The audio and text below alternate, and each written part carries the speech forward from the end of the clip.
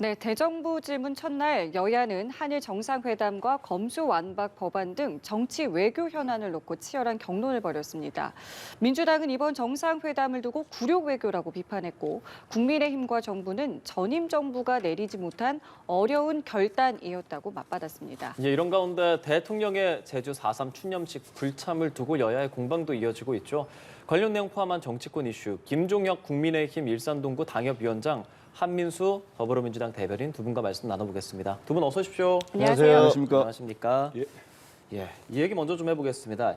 양곡관리법 거부권 관련해서 만약 행사할 것인가 이 부분인데 오늘 국무회의 이제 진행이 되고 있고 어떻게 진행될지 그 향방에 대해서 저희가 좀 주목이 되는 상황인데 거부권 행사할까요? 어떻게 좀 보고 계시는지요?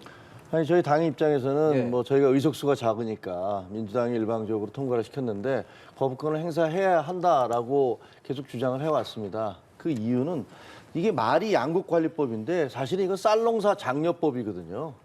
쌀농사 그 벼를 수매를 할 때 모자라는 부분에 대해서는 다 수매를 해주겠다는 얘기 아니겠습니까? 그러니까 쉽게 얘기하면 수요 공급의 원칙이 대원칙이 있잖아요. 수요와 공급이 맞아야 되는데 지금 공급이 남아 돌고 있는데 그 공급을 더 늘리는 법을 만들어 준 거예요. 그렇다면 이게 다른 농사 짓는 분들도 다른 작물, 특용작물이나 이런 것들을 짓던 분들도 아니 나는 그 팔로가 힘든데 쌀농사로 전환을 하면 그러면 얼마든지 내가 계속 팔로를 확보할 수 있다라고 생각하면 다 쌀농사로 전환하지 않겠습니까? 물론 그게 쉬운 일은 아니겠습니다만 예를 들자면 그렇다는 뜻입니다. 그리고 제가 만약에 서울에 산다 하더라도 서울에서 일하기가 힘들면 차라리 그러면 내가 시골에 내려가서 그 쌀농사를 지으면 그러면 이거 다 수매해 주니까 괜찮겠구나라는 생각을 할 수도 있을 것 같아요. 기본적으로 이런 수요 공급의 원칙에 어긋나고 이미 지금 그 포화 상태인 쌀을 그 팔지 못한 쌀을 저장해서 보관하느라고 뭐 수천억씩의 비용이 든다는데 거기다가 매년 1조 원씩 드는 이 쌀을 수매를 해주겠다고 하는 것들은 그야말로 퍼퓰리즘 법안이고 이것은 국가 경제에 커다란 어떤 피해를 주게 되기 때문에 저는 대통령으로서는 마땅히 거부권을 행사해야 한다라고 생각을 합니다. 민주당에서 사실 양국관리법을 되게 중요하게 생각하고 있지 않습니까? 대통령의 거부권 행사가 임박했다라는 보도가 계속 나오고 있는 상황인데 이런 상황 전반적으로 좀 어떻게 보고 계시는지요? 근데 일단 저기 총리가 건의를 했다는 네. 거 아닙니까? 그러면 뭐 대통령이 오늘 할지 다음 국무회의 할지 거부권 행사할 가능성이 일단 높다고 봐야 되겠죠. 근데 저는 대통령께서 지금이라도 우리 그 힘든 삶을 살고 있는 농민들 생각한다면 농민도 우리 국민 아니겠습니까? 대선 후보 때는 농민들 잘 살게 해드리겠다고 그리 약속 많이 했는데 거부권까지 행사한다는 거는 좀 과도하다고 보고요. 지금 저는 저런 논리들이 지금 여당의 논리들이 한쪽 편만 드는 그런 생각인 것 같습니다. 왜냐하면 이 법안 한번 보십시오. 법안이 3에서 5%까지 초과 수요가 발생했을 때, 가격이 5에서 8%까지 하락했을 때 정부가 그 이상 되는 부분들을 의무적으로 매입하는 가격이 법안입니다. 그리고 이 법안 내용을 보면은 이 농민들이 밀이나 보리 이런 대체 작물을 육성할 때, 재배할 때는 지원할 수 있는 법을 했습니다. 지금 우리가 쌀 자급률이랄지 식량 안보율이 한 20%밖에 안 된다고 그래요. 이 쌀 문제는 단순히 어떤 수요 공급 문제도 아주 중요하겠습니다만은 어떤 식량 안보 주권 문제도 필요하거든요. 그리고 이제 민주당이 무슨 뭐 일방적으로 했다는 그렇지 않습니다. 이 법안이 8개월 동안 국회에서 논의가 됐습니다. 이른바 쌀값 안정화 법안이 8개월간 논의가 됐었고 논의 과정에서 국민의힘 의원들 충분히 의견들 얘기할 수 있었어요. 그리고 저는 국민의힘 의원들 중에 지금 지방에 계시고 농민들 많은 지역구의 의원들 입장을 좀 밝혔으면 좋겠습니다. 어떤 입장을 갖고 계신지. 더군다나 저희가 이 지금 통과시킨 법안은 민주당 원래 법안이 아닙니다. 국회의장께서 여야 협상을 충분히 거친 다음에 수정안을 냈어요. 네. 그 수정안을 민주당이 수용을 한 겁니다. 이마저도 국민의힘은 또 거부를 했습니다. 근데 이 법안을 가지고 대통령이 또 거부를 하신다? 저는 이거는 너무 좀 과도하게 대통령께서 상권 분립이랄지 어떤 헌법 정신을 지키시겠다고 한다면은 국회에서 정당한 절차, 합법적 절차, 8개월의 수기간을 거친 법안에 대해서는 거부권이라는 이게 한 7년인가 8년 만에 처음 박근혜 대통령 때 사용하고 거부권 행사한다는 거 아니겠습니까? 우리 농민들 마음들 생각한다면 좀 신중하게 하셨으면 좋겠습니다. 근데 말해도 됩니까? 네, 말씀하시죠. 근데 그러니까 지금 민주당이 노리는 건 그런 것 같아요. 야, 이렇게 어려운 농민들, 더구나 이게 농자 천하지 대본이라서 이 쌀이 얼마나 중요한데 대통령은 말이야 그 쌀 거부권 행사에서 쌀도 안 사주고 이런 식의 어떤 이미지를 훼손시키고 비난을 하기 위한 명분을 만들기 위한 것 같은데 그런데 왜 쌀만 해야 됩니까? 그런 기준으로 하다면 그 고추, 양파, 마늘, 밀 전부 다 어렵고 힘듭니다. 그거 할 때 다 전부 다 생산 초과해서 가격이 떨어지면 그걸 사줘야 되지 않나? 그런 논리가 가능할 것이고 그게 왜 쌀만이에요? 왜 농산물만 해야 됩니까? 아니, 공장에서 어떤 상품을 생산해냈습니다. 그런데 그게 팔리지가 않아요. 그러면 그 팔리지 않아서 그 회사가 도산하게 되고 어렵게 되면 거기서 나온 상품들 다 정부가 사줘야 됩니까? 제가 보기에는 기본적인 경제 원리에서 말이 안 되는 주장이거든요. 근데 그것들을 지금 강행하면서 그것을 대통령이 거부권을 행사하면 어렵고 힘든 농민들의 사정을 헤아리지 않고 정부가 그리고 대통령이 무자비하게 저런 걸 거부권을 행사했다라는 그런 공격거리를 만들기 위한 그런 전략이 아닌가 이런 생각이 듭니다. 예. 우리 쌀 문제를 가지고 좀 국민의힘 의원들이나 국민의힘 계신 분들이 이 쌀값 안정화 법안을 정말 좀 잘 봤으면 좋겠어요. 제가 말씀드린 대로 대체 장모를 할 경우에는 충분히 지원을 할 수 있도록 다 해놨고 초과 수혜되는 부분들에 대해서 잘 따져봐가지고 매입을 정부가 해야 된다 이런 얘기를 한 겁니다.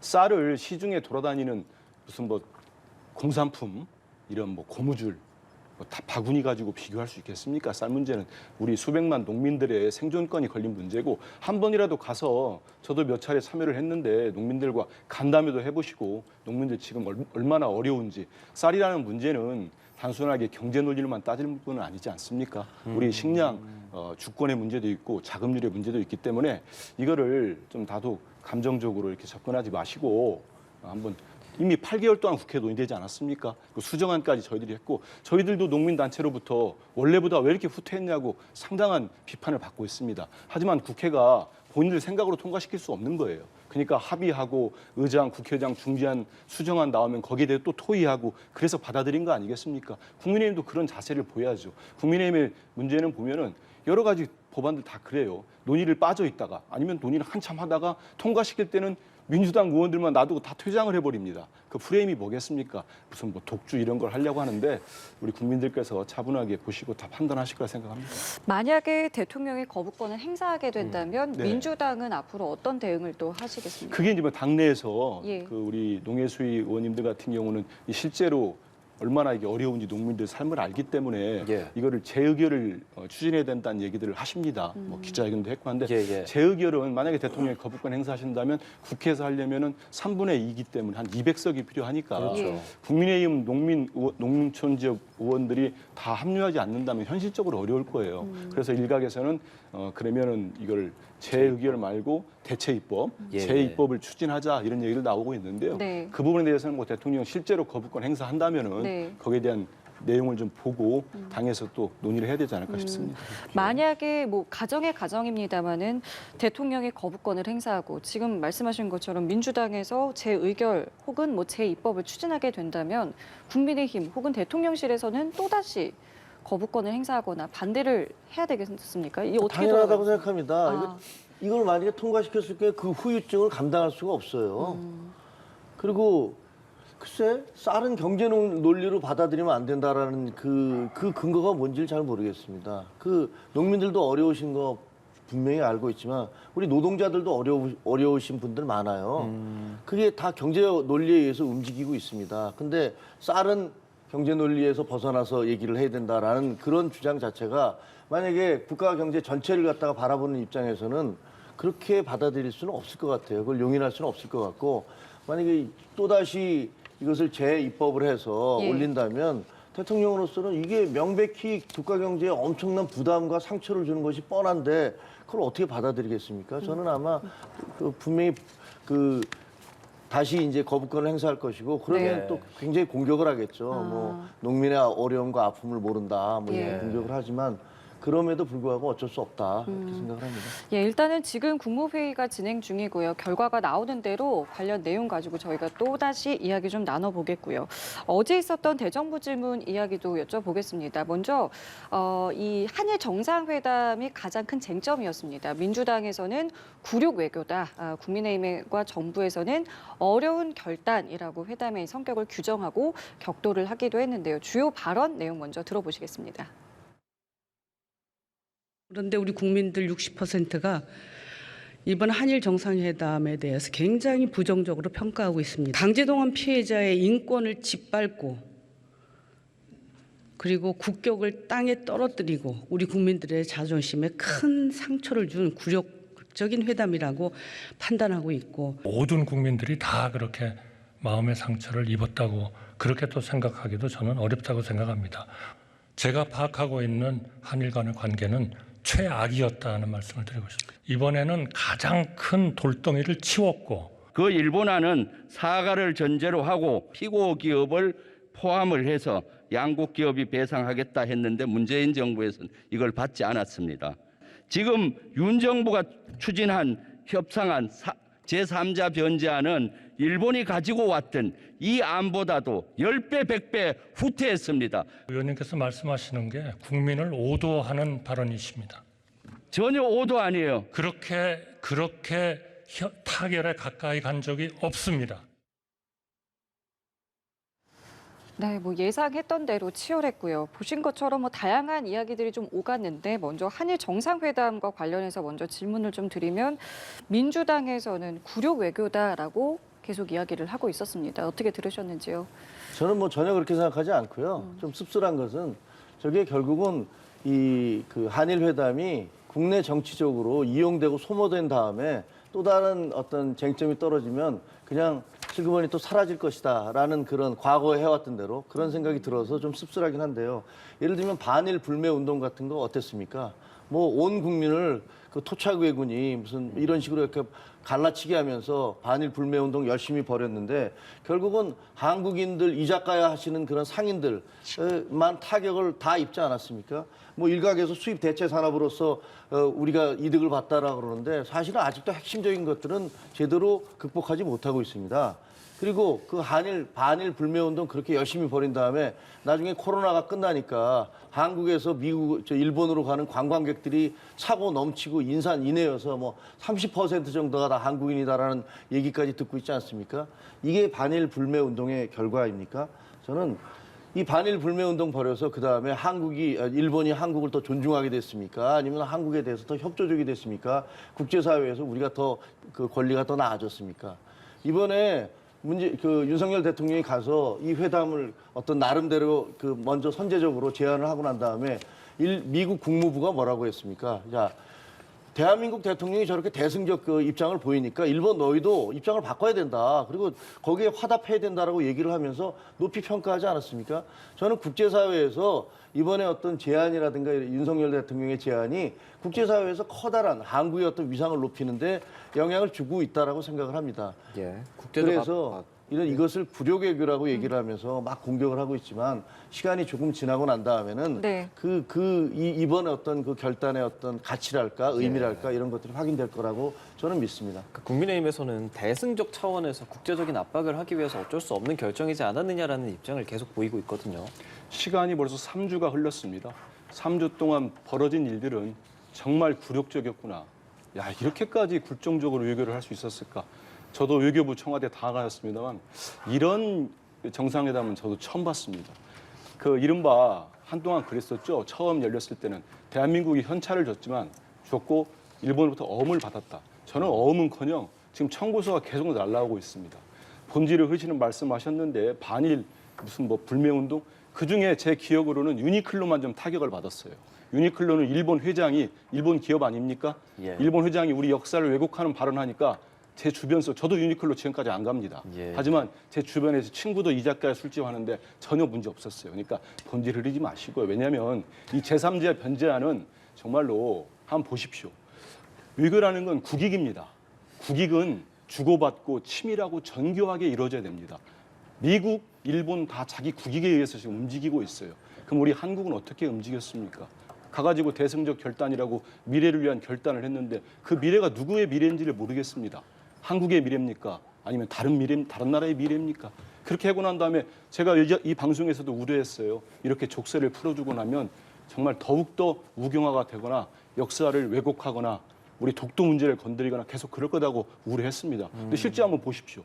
교과서부터 시작해가지고 아니 우리 대통령이 저렇게까지 가서 정말 간쓸게 다 빼줬습니다. 근데 양쪽 뺨을 때리고 뒤통수를 때리고 이렇게 해야 됩니까? 저는 이래서 어떻게 치열한 정말 국제사회의 외교 문제를 타국의 선의를 바라면서 할 수 있겠습니까? 이거는 아닌 것 같고요. 예. 이 국내에서 그리고 한마디만 되묻고 싶습니다. 우리 민주당이 한일 정상회담을 했습니까? 우리 민주당이 제3자 변제안을 냈습니까? 우리 민주당이 독도 영유권 얘기에 대해서 일본의 편을 들었습니까? 우리는 아무것도 안 했어요. 이 정부가 윤석열 정부가 했습니다. 우리 야당과 시민단체 깨어있는 시민들은 이걸 반대하는 거예요. 이마저도 하지 말고 그럼 여기서 쌍수를 들면 일본 사람들이 일본 정부에 있는 사람들이 어떻게 생각하겠습니까? 한번 보십시오. 일본 언론에서 내각의 한 간부는 이렇게 얘기를 했답니다. 윤석열 정부 임기 내에 독도 고유 영토도 우리가 만들어내자. 이런 보도까지 나오고 있습니다. 그러면 유감을 표시할 게 아니고요. 여기에 대해서는 국내 언론에 대하듯이 우리 국내 언론에는 얼마나 지금 용산 대통령실이 모질게 하고 있습니까? 걸핏하면 고발하잖아요. 여기도 강력하게 정정보도 요구하고 안 받아들여주면은 고발 조치도 해야 됩니다. 그거 안 하고 지금 3주째 계속 끌면서 야당 탓하고 시민단체 탓하고 여기 한일 정상회담 굴욕적이라고 하는 국민들 탓하고 이러면 되겠습니까? 네, 사실 이제 국민의힘에서는 민주당에 그렇게 중요하면 전 정권 때 하지 그랬냐라는 말도 하기도 하고요. 뿐만 아니라 조금 전에 저희가 또 녹취도 함께 들었지만 너무 또 입장이 달라요. 김병주 의원은 전에 정권에서는 사과도 어느 정도 전제한 안이 있었다는 이렇게 이야기를 하고 지금 막 후퇴하고 있다 그러는데 한덕수 국무총리가 너무 단호하게 오도하는 것이다라고 얘기하니까 둘 다 확고하게 말하니까 뭐 전 정권에서 관련된 이야기가 있었다는 것에 대해서 어느 정도 좀 확실하게 알고 계시는 게 있습니까? 물어보실 것 같아서 취재를 해왔습니다. 예. 취재해왔는데 총 한 3차례 합의 근처까지 간 내용을 제가 문재인 정부 청와대 고위인사로 또 취재를 했는데요. 1, 2차 합의가 있었고 한 라인을 동원했답니다. 1차 합의, 2차 합의는 일단 3차까지 대전제는 일본 정부에 사과했습니다. 그리고 1, 2차에서는 그 이른바 전범기업, 미쓰비시, 네. 신일본제철 다 들어갑니다. 다 들어가서 그들이 보상하자. 다 들어가 있었고요. 여기에 대해서 1, 2차 안에 대해서 거의 한 라인, 이게 전권을 위임받은 양국 협상팀이 합의를 했는데 아베 지금 작고한 아베 총리가 거부했습니다. 3차는 일본 정부가 제안을 해왔습니다. 근데 거기에 대해서 거기 역시 대전제는 일본 정부의 사과였습니다. 그리고 전범기업의 보상도 들어 있습니다. 그 형식을 1, 2차와 좀 다르게 표현을 달리하겠다. 이런 부분이 있었다고 합니다. 그러니까 우리 정부가 받지 않은 겁니다. 지금까지 국민의힘은 전임 정부가 뭐 했냐, 손 놓았다고 하는데요. 예. 저 이럴 때 이거 말씀드리고 싶습니다. 기록물 공개하시죠. 기록물 공개하고 네. 그러면 그때 협상팀들 아니 이미 정권을 이어받았으니까 저는 이번에 대통령실의 외교안보실이나 외교부나 다 이런 내용 알 거라고 봅니다. 몰랐다면 무능한 거고 이것도 모르고 협상을 했다?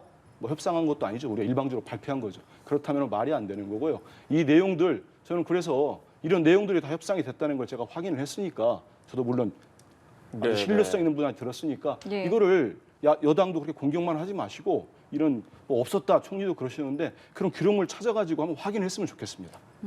저는 그거 100% 예. 찬성합니다. 그게 정말로 문재인 정부 때 한일 간의 그 갈등이 최고조에 달했을 때 문재인 정부가 일본 정부로부터 사과를 전제로, 그 사과를 전제로라는 게 어떤 그 기준인지 모르겠습니다만 사과를 전제로 한일 간의 과거의 기업들이 혜택을 입은 기업이라든가 그 과거의 전범 기업이었던 그 전범기업. 기업을 물려받은 기업들이 돈을 내기로 했고 네. 그런 식으로 해서 이거를 해결하려고 했던 안이 있었다면 네. 그거는 꼭 공개돼야 된다고 생각을 합니다. 아. 그리고 그 공개되고 저희가 만약에 그런 있었는데 그걸 가지고서 일본 정부에 요구할 수도 있는 거 아니에요. 과거에 너희가 이렇게 얘기를 했으니 그럼 예. 여기서 서로 감정이 이렇게 틀어졌다면 안 됐다면 그 안 된 부분을 좀 정리해서 가보자라고 얘기할 수 있다라고 생각을 합니다. 근데 제가 아는 바로는 네. 문재인 정부 말기에 일본과의 관계를 개선하려고 무지 애를 썼습니다. 대통령 본인도 갑자기 이 반일 불매 운동에 대해서 입장을 바꾸고 네. 그다음에 그때 당시 이낙연 총리를 뭐 일본과 관계 개선을 하도록 일본으로 보내고라는 여러 가지 조치를 했지만 일본이 굉장히 냉랭한 반응을 보였어요. 그래서 그 전혀 개선이 이루어지지 않았던 거라고 생각하는데 만약에 정말로 민주당이 그때 당시에 그런 정도의 합의 근처에 간 게 있었다면 저는 한덕수 총리가 저렇게 단호하게 그런 사실이 없습니다라고 얘기할 수 있다고 생각하지 않습니다. 그래서 그 부분은 꼭 공개돼야 된다고 생각을 하고요. 말이 나온 게 한 말씀만 더 드리면 교과서 문제 일본이 잘못하고 있습니다. 그런데 그게 왜 그렇게 되냐? 우리 이번에 윤석열 대통령이 갔는데도 불구하고가 아닙니다. 이거는 이미 검증이 1년 전, 2년 전부터 준비되고 있었던 거예요. 과거의 한일 관계가 완전히 극단적으로 나빠지고 있기 때문에 우리도 그냥 극단으로 가는 거고 그쪽도 극단으로 가는 겁니다. 그것을 이런 식으로 가면 안 되겠다라고 생각을 해서 윤석열 대통령은 한일 관계를 개선해야 된다라고 얘기를 한 거고 만약에 이런 식으로 한일 관계가 개선되고 국제사회 압력이 이루어진다면 예. 일본은 더 이상 그렇게 과거처럼 행동할 수 없어요. 이게 정상적인 외교 방침입니다. 다른 나라하고 원수처럼 지내는 게 외교가 아닙니다. 그게 국익도 아닙니다. 저는 그건 말씀드리고 싶어요. 자, 그리고 후쿠시마 오염수 보도와 관련해서도 민주당에서는 정정 보도를 요청해야 되고 네. 항의도 해야 된다라고 네. 이야기를 하면서 여기 이제 한 총리는 어제 오염수와 관련해서 우리 측의 독자 검사 가능성에 대해서 언급을 했어요. 근데 이것이 이제 일본 측의 이제 협의가 좀 있어야 하는 것인데 어느 정도 이제 가능성이 있다고 좀 보시는지요? 그거는 쉽게 얘기할 수는 없지만 사실 후쿠시마 앞에다가 오염수를 방류하는 건 자기네 영해 안에다 하는 거 아닙니까? 그러니까 아마 1차 피해자도 그렇게 되면 일본 국민이 될 거예요. 그 안에서 뭐 고기를 잡든지 뭐 한다 했을 때 일본 국민들이 피해를 입게 될 것이고 문제는 거기서 이제 방류된 오염수가 이제 해류를 타고서 쭉 돌아서 우리 남해안이라든가 우리 동해안으로 올 수 있지 않느냐. 네. 그리고 그 안에서 살던 고기들이 해류를 타고 이동하면 그 고기를 우리가 잡으면 문제가 되지 않겠느냐 이런 문제 때문에 이제 논란이 되고 있는 거 아닙니까? 예. 따라서 저희는 대통령이 그렇게 요구할 수 있다고 생각해요. 야, 우리 이웃 나라인데 국민들이 굉장히 불안해한다. 그러니까 당신들도 당신 나라 국민들의 어떤 건강을 생각해야 될 것이고 우리도 마찬가지 아니냐. 그러니까 한일이 그럼 같이 과학자들끼리 그 조사를 같이 해보자라는 제안을 얼마든지 할 수 있다라고 생각하고요. 만약에 일본은 그것을 받지 않으면 그냥 뭔가 감출 게 있어서 그러는 게 아닐까라는 그런 의구심을 받게 되겠죠. 그래서 그런 제안은 할 수 있고 그건 뭐 여야를 가리지 않고 할 수 있다고 생각을 합니다. 저는 뭐 총리 얘기를 하자면은 한덕수 네. 총리 뭐 오도했다고 저기 단언하는데 총리가 일전에 대정부 질문 때 뭐 아주 중요한 국가 대통령실 행사에 대해서 신문 보고 알았다는 말씀하셨기 때문에 저분이 어느 정도 파악한지 모르겠고요. 하나 더 지적하자면 네. 아까 뭐 가장 큰 돌덩어리를 치웠다는 부분은 아주 부적절한 발언이기 때문에 저는 총리가 사과해야 된다고 봅니다. 우리 강제징용 피해자들, 그 유족들, 우리 국민들 마음이 얼마나 응어리가 지어 있는데 아직 큰 돌덩이를 치웠다. 이건 일본 총리가 할 얘기죠. 한국 총리가 할 얘기가 아니고 후쿠시마 이 부분은 이런 말씀을 좀 드리고 싶습니다. 우리 그 원자력 관련돼서 최고 권위자라고 한 분이 할 수 있는 서울대 원자핵공학과의 서균열 명예교수가 이런 얘기를 했어요. 이미 후쿠시마 오염수가 지하수와 함께 흘러나오고 있는 것 같다.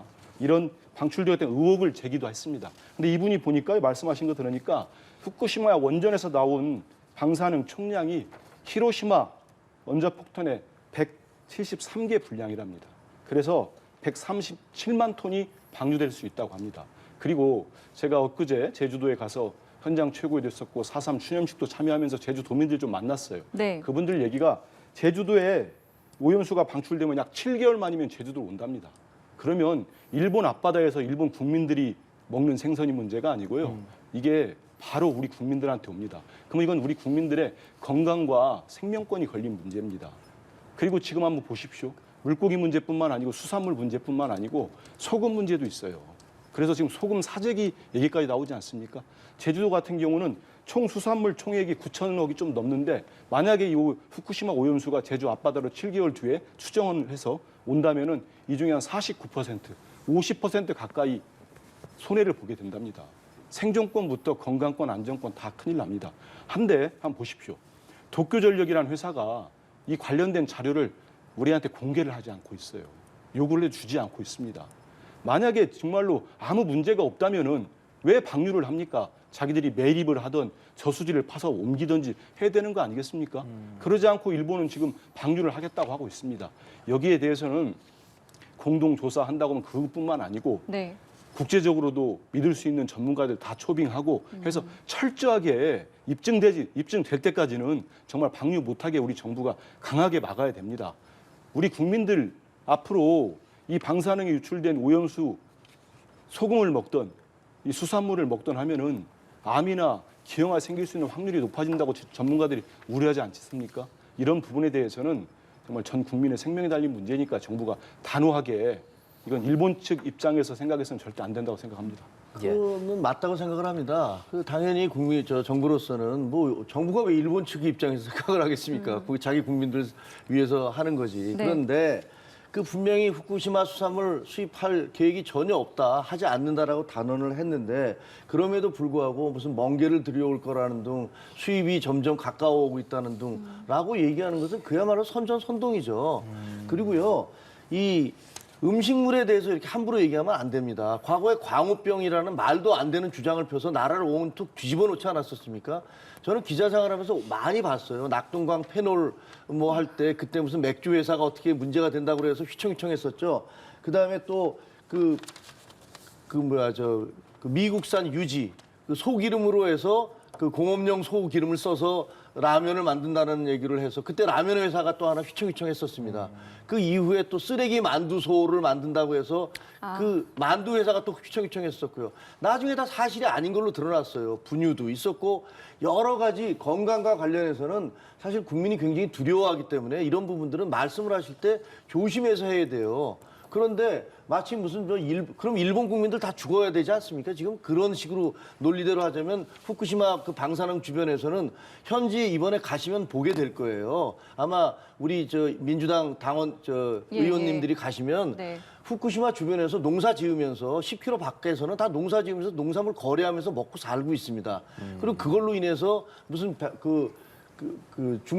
방사능 노출이 됐다라는 그런 증거도 없어요. 그러니까 가서 제대로 보시고 그다음에 이런 음식물과 관련된 것들을 자꾸 괴담을 유포해서 사람들의 공포심과 두려움을 확산시키지 마시기를 그게 올바른 정치인의 태도, 정당의 태도가 아니라고 생각합니다. 이 말씀 하나 드려야 되겠습니다. 아무리 시간이 그래도. 예. 괴담을 우리가 유출했습니까? 멍게 사달라고 한 거는 이란 의원연맹 회장, 자민련의 최대 파벌을 갖고 있는 실력자가 우리 대통령한테 요구했답니다. 그래서 정부에서 한참 머뭇거리다가 나중에 공지를 냈죠. 수산물 절대 수입 불가하겠다. 저는 좋습니다. 그럼 수산물 금지하겠다는 약속을 끝까지 윤석열 정부는 지키시기 바랍니다. 그리고 그 얘기를 하고 있는데 오염수 방류 문제하고 연결시키지 마시고 오염수 방류, 원전 오염수 방류는 끝까지 막아주십시오. 우리 정부에 요구하는 거고. 예. 그래서 그런 문제들이 숱하게 보도가 되고 하는데 갑작스럽게 예전 무슨 괴담, 이게 지금 후쿠시마가 괴담입니까? 우리 대통령이 가가지고 한일 정상회담을 한 이후로 저쪽에 외무상은 강제징용 없었다고 주장하고 있고 내각의 간방 부장관은 뭡니까? 일본군 위안부 합의 이행 요구했다고 하고 또 어떤 관리는 독도 영유권 얘기했다고 하고 그동안에 우리 대통령실과 대통령 뭐 하고 있었습니까? 거기에 대해 입장을 밝혀주셔야죠. 지금이라도 예. 두 줄짜리 문자 공지 기자들한테 뿌리지 마시고 이 정도 됐으면 가기 전에 일본 언론에 그렇게 장시간 기자회견을 하지 않습니까? 인터뷰하지 않았습니까? 그럼 이제는 기자회견을 하던 이 정도의 정상회담 같이 이런 정상회담을 했으면 저는 국민들께 밝히는 게 맞습니다. 우리 국민들의 정말 과반수 이상이 절대 다수가 지금 불안해하고 있고 이런 정상회담이 어딨냐고 지금 문제를 제기하고 있지 않습니까? 이거를 가지고 멍게 얘기를 우리 민주당이 했습니까? 위안부 합의 이행을 민주당이 얘기했습니까? 독도 영유권 얘기를 민주당이 했습니까? 왜 민주당을 탓합니까? 자기들이 정상회담 저렇게 하고 와가지고 알겠습니다. 그런 말 하지 마시고 예. 지금이라도 바로 잡아주세요. 네. 멍게도 수입해 온답니다 하는 건 민주당이 얘기했습니다. 알겠습니다. 예, 예. 저희 두 분 말씀 중에 지금 보시는 것처럼 우기셔야지. 속보가 나가고 있는데요. 이거 네. 좀 말씀드리겠습니다. 조금 전에 저희가 이제 윤 대통령이 양곡관리법을 거부권을 행사할지 여부에 대해서 두 분께 좀 의견을 여쭤봤었는데 윤 대통령이 양곡관리법 거부권을 행사했다라는 속보가 지금 들어왔습니다. 취임 후 첫 거부권 행사입니다. 행사이기도 하고요. 7년 만에 대통령 거부권이 나온 겁니다. 뭐 예상이 됐던 상황이기는 합니다만은 일단은 양국관리법 거부권이 행사가 됐다는 소식을 먼저 들려드렸고요. 관련된 내용은 잠시 뒤에 다시 한번 좀 전해드리겠습니다. 예, 어제 대정부 질문 정치 외교였는데요. 아까 말씀하고 계시는 이 한일 정상회담 말고도 검찰 수사권 관련해서도 한동훈 장관에게 많은 좀 질의가 있었고요. 공세도 많이 펼쳐졌습니다. 어제 대정부 질문 상황에서 민주당 의원들과 한동훈 법무부 장관이 주고받았던 그 설전들 함께 보고 또 대담 이어가 보시죠. 현재 법무부 예하에는 대체 복무요원이 몇 명 있습니까? 미리 제가 사전 질문을 안 받은 상태에서 그래서 숫자를 물어보시면 제가 답하기는 어렵습니다. 예, 장관님. 예. 자, 장관님. 위원님, 호통 치실 일이 아니잖아요. 자. 왜 호통을 치십니까? 그리고 예. 제가 확인하고 말씀드리겠다고 말씀드렸죠. 지금 뭐 장학 퀴즈 하는 거 아니지 않습니까? 예. 좀 본업에 충실하세요. 아니, 대체 복무요원이 자기가 관리하는데 얼마인지도 모르는 게 말이나 됩니까? 쓸데없는 소리 하지 마세요. 품위를 지켜주세요. 함부로 당신이라는 소리 하지 마세요. 품성을 지켜, 품성을. 건방지게. 조용히 하세요. 예, 어제 대정부 질문 상황이었습니다. 국민들 과연 이 화면 보고 어떤 생각하게 될지 궁금한데 어제 전반적인 상황 좀 어떻게 보셨습니까? 이 한동훈 법무부 장관에게 이어지는 이런 질의들, 이 대체 복무 이 인원을 숫자를 알고 있어야 할까요? 아니, 저는 이게 민주당 의원들이 컴플렉스가 있는 것 같아요. 한동훈 장관에게. 그러니까 그동안에 이제 한동훈 장관을 상대로 해서 뭐 청문회부터 시작해서 뭐 여러 가지 상임위에서도 그렇고 또 국회 본회의장에서도 그렇고 수없이 많은 공격을 했는데 제대로 핀트를 맞춰서 상대방을 아프게 하거나 쩔쩔매게 한 게 아니라 언제든지 그 질문 자체가 얼마나 우스꽝스럽고 형편없는가를 입증하는 걸로 끝난 경우가 대부분이었거든요. 그러다 보니까 민주당 의원들 사이에서는 내가 어떻게든지 한동훈을 한번 꺾어버리라 라는 어떤 그런 강박관념 내지 컴플렉스가 있는 것 같아요.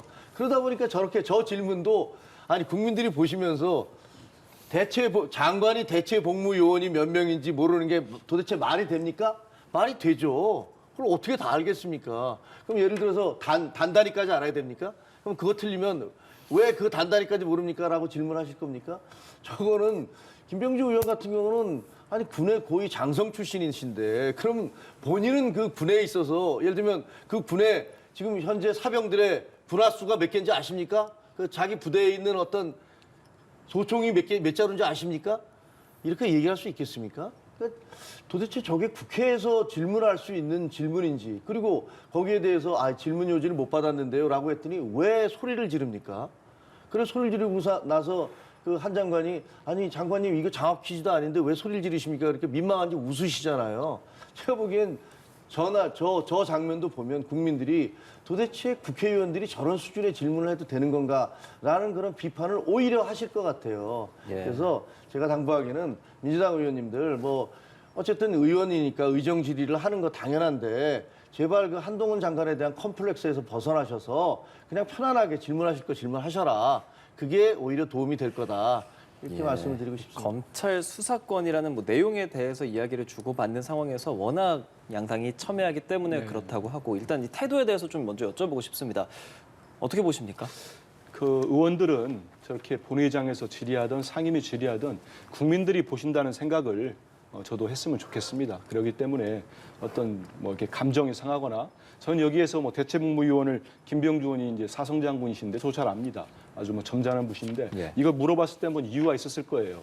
저는 그렇다면은 한동훈 장관도 그 묻는 거에 대해서 아니 장관이 그 숫자 모를 수 있죠. 그러면 제가 바로 확인해서 말씀드리겠습니다 하면 되는데 이게 장학 퀴즈냐 이렇게 조금 약간 조롱조의 말을 하는 거는 저 한동훈 장관도 좀 과했다고 봅니다. 거기다가 김병주 장관이 막 호통을 친 거 저도 그것도 국민들 보시기에는 불편하신 분들이 있다고 봐요. 거기에다가 하나 더 말씀드리면 저도 국회에서 공보수석도 하고 뭐 대변인도 해서 근무했습니다만 이 국회의장을 대신해서 사회를 보는 이 정우택 국회 부의장께서 반말을 하신 거는 저도 저런 모습은 처음 봤습니다. 반말로 건방지게 뭐 저거 이런 표현을 쓰셨더라고요. 뭐 그러니까 품성을 지켜 이렇게 했는데 그 국회의장께서 또 저런 표현, 국회의장이 대리를 한 건데 부의장이신데 한 거는 세 분 다 태도에 있어서는 좀 과하지 않았나 국민들 보기에 적절하게 안 보일 겁니다. 그래서 질문하실 때는 좀 더 차분하게 한 거 맞고요. 다만 이제 저는 이제 한 말씀인데 우리 김종희 의원도 말씀하셨기 때문에 하면 네. 한 장관도 조금 그 본인 당의 아니 당원은 아니죠. 그 여당 내에서 나오는 목소리 있지 않습니까? 국민의힘의 이재호 상임고문 같은 분은 그러세요. 한동훈 장관 저렇게 너무 그 말대꾸 이런 식으로 하지 말고 그렇게 할 거면 차라리 저건 정치 패널이다 이런 얘기를 합니다. 본인은 국무위원이고 더군다나 법을 지킨다는 법을 수행하는 법무장관 아니겠습니까? 하면은 의원들이 됐든 의원은 또 국민을 대신해서 묻는 거 아니겠습니까? 그게 잘못됐다고 하면은 거기에 대해서 얘기를 하는 게 맞아요. 근데 뭐 얘기하는 거 보면 저도 어제 뭐 잠시 대정부질문 한 거 지켜봤는데 단 한순간도 그냥 가만 얘기를 듣고 거기에 대해서 답변한다기보다는 꼬치꼬치하고 가령 예를 그런 겁니다. 이제 검찰 출신 선배죠. 장관 얘기하면 당신은 검찰에 있을 때는 그렇게 얘기하지 않지 않았습니까? 근데 인신공격적인 발언을 너무 많이 해요. 그러다 보면은 정상적인 대정부 질문이 이루어지지 않습니다. 그래서 그런 부분은 한 장관도 조금 태도를 바꾸시든지 하는 게 필요하지 않나는 생각이 듭니다. 예. 네. 자, 그리고 어제 제주에서는요, 4.3 추념식이 거행이 됐습니다. 여기에 윤 대통령이 이제 참석을 하지 않은 것을 두고 또 국회에서는 여러 이야기가 좀 나오고 있는데요. 이 불참에 대해서 어떤 생각과 의견을 좀 갖고 계시는지요? 아니 저는 뭐 여러 차례 다른 데서도 얘기를 했는데요. 네. 그 4.3 행사에 대통령이 반드시 참석해야 되는 건 아니죠. 근데 예를 들면 문재인 대통령께서도 5년 동안에 3번인가 가셨어요. 예. 그리고 다른 행사들도 뭐 대통령의 일정에 따라서 갈 수도 있고 안 갈 수도 있는 거고 국무총리가 대신할 수도 있는 거기 때문에 그 자체를 문제 삼을 수는 없고 또 윤 대통령도 대통령이 당선되자마자 첫 행사로 4.3 추념식에 참석을 했었거든요. 네. 그러니까 작년에 참석했는데 올해는 왜 참석 안 하냐? 그럼 내년에는 왜 참석 안 하냐? 이렇게 얘기할 수는 없잖아요. 그럼 문재인 대통령도 마찬가지셨고 다른 모든 대통령들 다 마찬가지시니까. 그런데 좀 아쉬운 점은 뭐 국무총리가 대독을 하셨지만 뭐 일정이 있었다 하더라도 당의 대표나 뭐 다른 분들도 좀 더 가셨으면 좋았겠다라는 생각은 합니다. 예. 어떻게 뭐 보셨습니까? 대통령이 말씀하신 대로 모든 행사에 매년 갈 수는 없다는 거 그럴 수 있습니다. 예. 하는데 이제 지난해 같은 경우는 이제 당선인 시절에 했고 후보 시절에도 그렇고 지난해 이제 당선돼 가셔서도 이 제주 4.3의 아픔을 이 희생자들 유족들의 마음을 잘 보듬겠다고 했으니까 저는 이번에는 대통령께서 75주년 추념식이 열렸거든요. 하니까 그 뭐 일정을 바쁘더라도 내서 가는 게 좋지 않았나라는 생각이 들고 국민의힘 지도부도 이런 추념식에는 와가지고 희생자들을 이렇게 보듬고 하는 게 좋지 않았나는 생각이 듭니다. 특히 이제 최근 들어가지고는 이미 법적으로 역사적으로 다 우리 해결되고 이렇게 치유를 하는 이런 시기가 들어서 있는 4.3 사건을 가지고도 4.3 문제를 가지고도 이른바 진실화해위원장 이런 분은 그 왜곡하지 않습니까? 뭐 공산주의 세력에 대한 이런 4.3이다. 또 국민의힘의 최고위원 한 분도 뭐 김일성 지시했다 해서 지금 유족들의 마음을 많이 상처를 입혔습니다. 그런 상황에서 이럴 때 대통령께서 오셔서 만약에 오셔가지고 유족들을 품어주시고 4.3 제주 도민들을 위해서 말씀을 해준다면은 되게 상처를 치유하고 훨씬 좋았을 거라 생각해요. 더군다나 저는 그 제주 언론이 보도한 제목인데요. 네. 그냥 보십시오. 어제 이제 총리께서 대독을 하셨어요. 저도 현장에 있었습니다. 예. 했는데 이렇게 제목을 달았더라고요. 대통령 대독에 대해서 예. 할 말이 그리 없었나.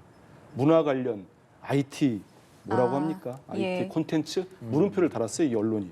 600자짜리 비루한 4.3 추념사 이렇게 아주 혹평을 했더라고요. 아마 이게 제주 언론들이 볼 때도 대독한 대통령의 추념사마저도 좀 본인들의 기대에 상당히 미흡하지 않았나 이런 평가들이 나오는 거 보면은 대통령이나 정부 여당에서 지금의 일은 또 왜곡되는 시도들 지역에 내려가 보니까요 예전에 그 보수익 그 단체 있었잖아요 서북청년단인가요? 그거를 또 이름을 좀 바꿔가지고 그런 분들의 유족들에 대해서 아주 공격하고 폄하하는 막 이렇게 현수막도 붙이고 집회도 하려고 그런 것 같더라고요. 그래서 그런 부분들을 정부와 대통령이 조금 더 적극적으로 유족들과 희생자들을 안아주신다면 해결되지 않을까 이런 좀 아쉬움이 많이 남습니다. 위원장님 그 태영호 의원이 말했던 김일성 지시로 촉발됐다 이 부분에 대해서 워낙 또 사과를 요구하기도 하고 그럼에도 그에 대해서 또 입장을 낸 것이 그 부분에 대해서도 계속 좀 이야기가 나오고 있어서 거기에 대한 좀 입장 사실 듣고 싶습니다. 아니 그거는 이제 그 태영호 의원 본인이 얘기를 해야 되겠지만 제가 다른 방송에서 인터뷰를 태영호 의원을 해본 적이 있어요. 예. 그러니까 태영호 의원은 주장은 그거예요. 그러니까 제주 4.3 사건이 4.3이라는 말 자체가 생겨난 것들은 남로당 그 제주 도당 위원장인 김달삼이 폭동을 일으킨 날이 4월 3일이기 때문에 그래서 12개의 지서를 그 습격을 해서 무기고를 탈취하고 그다음에 27명인가를 학살을 했잖아요. 그래서 그게 이제 우리가 4.3이라고 명칭을 붙인 거예요. 근데 이 4.3 자체는 50 총선거, 그에 있었던 남한 단독 50 총선거를 반대하는 그런 시위였던 그런 그 폭동이었던 것이고, 그러니까 태영호 의원이 주장하는 것은 자 남로당 지부의 김달삼이 그 발표를 그런 폭동을 일으켰는데 그 지령은 박헌영이가 내린 거고 박헌영은 그때 북한에 올라가 있어서 김일성하고 옆에 같이 있으면서 항상 남한의 대남 전략, 대남 공산화 전략을 상의를 하고 있었기 때문에 결국은 그것은 김일성의 제가에 따라서 박헌영이가 김달삼이한테 지시를 내려서 간 거 아니냐. 그러니까 4.3 자체의 폭동은 김일성에게 지시한 거다라는 주장인 거고 그 4.3이라는 것들이 그 육지에서 군경이 파견돼서 제주도민들을 그 빨갱이로 몰아서 여러 사람을 학살한 건 또 사실이잖아요. 그리고 또 밤에는 또 빨치산들이 내려와서 너 군경에 협조했지 하면서 많은 사람을 또 학살을 했고 이게 두 개의 이데올로기가 충돌하면서 남북 분단 상황에서 무고한 양민들이 학살된 비참한 사건이란 말이에요. 네. 근데 저는 이것을 왜 자꾸 정략적으로 정치적으로 이용하는지를 알 수가 없어요. 4.3을 부정하는 현 정부. 아니 현 정부가 4.3을 뭘 부정을 합니까? 어떻게 부정을 합니까? 4.3을 통해서 수많은 우리 제주도민들께서 무고한 양민이 학살됐고 희생됐다는 사실을 부정하는 사람이 어디 있습니까? 근데 그것 자체가 단순히 군경에 의해서만 죽은 것이 아니라 이 시작 자체는 남로당의 무장 폭동에 의해서 시작된 것이고 그리고 또 빨치산들도 상당 부분의 어떤 양민들을 학살했기 때문에 비극적인 역사인데 한쪽 부분은 채워놓고 다른 반대쪽 군경에 의해서만 국가에 의해서만 우리 대한민국에 의해서 저질러진 그 아픈 상처만을 계속 강조하는 것들은 네. 그게 뭐냐라는 그런 주장을 하고 있는 거예요. 예. 근데 저는 태영호 의원의 발언이 제주에 가서 그런 발언하는 것이 적절하지 않다고 생각을 합니다. 예. 그러나 그분이 얘기했던 것들이 그 제주 도민들이 무슨 뭐 김일성의 지시를 받아서 무슨 폭동을 일으켰다든가 그런 의미가 아니라는 것들은 본인이 그렇게 얘기를 하더라고요. 예, 대변인님 말씀해 주시죠. 예, 당시 짧게 하겠습니다. 당시 제주 인구가 한 25만 명 됐다고 합니다. 근데 실제로 희생되신 분, 다치신 분이 한 9만 명 가까이 돼서 뭐 정말 3분의 1 이상이 희생당했다는, 다치시고 했다는 이런 기록이 있습니다. 그리고 이거는 국가 권력에 의한 반인권, 반인륜적 범죄 행위다 해서 노무현 대통령께서 정부에 공식 사과까지 했습니다. 너무 뭐 역사적 기원 다 공부하면 다 압니다. 우리 국민들 다 알고 있고요. 태영호 최고위원께서는 북한에서 그렇게 배웠다고 하는데 북한 얘기 다 믿어야 됩니까? 그렇게 본인이 주장하고 있더라고요. 그 내용도 아닌 것 같기도 하고. 그럼 북한이 태영호 의원에 대해서 무슨 범죄자라고 주장했잖아요. 탈북했을 때. 그럼 우리 다 그거 믿어야 됩니까? 저분 여기서 국회의원도 하고 있잖아요. 너무 한쪽 면만 보면서 말 같지도 않은, 되지도 않은 역사적으로 다 이미 규명된 얘기를 가지고 본인이 배웠는지 실제로 아니면 그렇게 생각하는지 모르겠는데 그걸 가지고 제주 도민들과 희생자들을 아프게 하면 절대 안 되고요. 출발 자꾸 말씀하시니까 하나만 얘기하고 끝내겠습니다. 이게 왜 촉발됐냐면 1947년 3월 1일 날 3.1절 행사 때 그 아이 하나가 예. 군인들의 말에 의해서 다치고 그러면서 군인들이 발포를 합니다. 아니 경찰이 정정하겠습니다. 경찰이 발포를 합니다. 그런 것들이 쭉 이어집니다. 48년 이후로 54년까지 됩니다. 그러면서 그 수많은 제주 도민들 희생당한 반인륜적 사건입니다. 여기에 대해서 이미 정부의 대통령께서도 공식 사과를 한 문제인데 이거를 다시 뭐가 잘못됐다, 뭐가 문제가 있다고 역사적으로 다시 휘집는다? 여기를 문제 삼으면 안 되고요. 지금은 그분들의 상처를 치유하는 시기입니다. 그렇기 때문에 정부 여당이나 대통령실도 보다 적극적으로 이렇게 태영호 의원이 말 같지 않은 소리를 할 때는 제지하고 경고하고 이렇게 하는 게 맞지 않다는 생각이 듭니다. 짧게만 얘기하면 저는 노무현 대통령이 잘하셨다고 생각해요. 그리고 정부에서 대통령이 사과를 했지 않습니까? 그리고 춘향공원도 저도 가서 참배도 했습니다만 춘향공원도 만들어졌어요. 그 다음에 다른 정부에 대해서 이미 전임 대통령을 계승해서 계속 정부가 이어지고 있는데 우리 정부의 입장은 분명한 겁니다. 그걸 가지고 뭘 이렇게 논란을 삼을 게 없다라고 저는 생각을 해요. 알겠습니다. 두 분 말씀 오늘 여기서 마무리 짓겠습니다. 지금까지 김종혁 국민의힘 일산동구 당협위원장, 한민수 더불어민주당 대변인과 함께했습니다. 고맙습니다. 고맙습니다. 잘 들었습니다. 고맙습니다.